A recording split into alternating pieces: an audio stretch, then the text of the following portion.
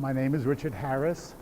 I live in Riverwood here in Illinois, and I'm in the Cultural Center here in downtown Chicago.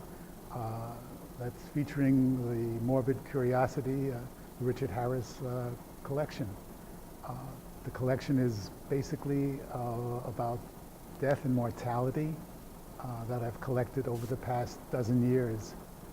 This is the third of my collecting adventures, and the largest of them, and the earliest object is back in 2000 BC, a Chinese carved jade piece of a skull.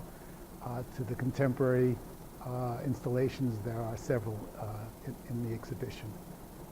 I started collecting about a dozen years ago and was fascinated by the topic of death and all of the iconography, the skull and skeleton pieces that represent death universally throughout the world and in various societies, and I wanted to collect them in all of their glory. When you enter the exhibit, the first thing you'll see is a large 20-foot wide, 10-foot tall mural by a wonderful artist, Hugo Crosswaite.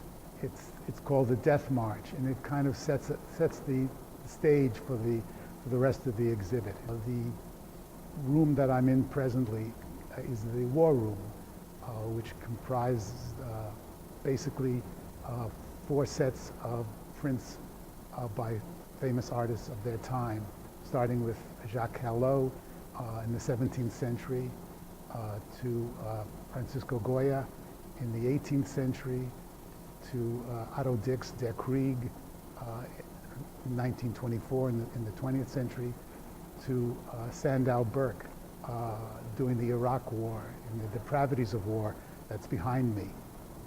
The collection runs from January 27th, Friday evening, from 5:30 to 7:30 here at the Cultural Center here in Chicago.